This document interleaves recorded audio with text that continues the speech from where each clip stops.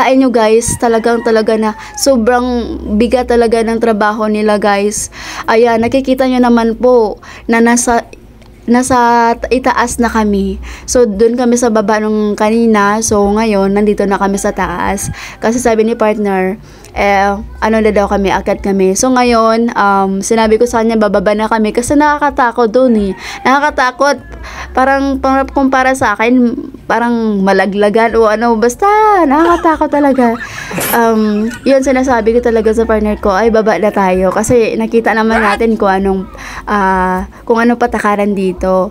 At nakita naman natin kung ilang years na po ito, and yes, at least nakita na natin yung Cambodian temple. So guys, sobrang luma na po talaga ito guys, kasi akalain nyo guys, 200 years na po ito. So ilang years na po yun.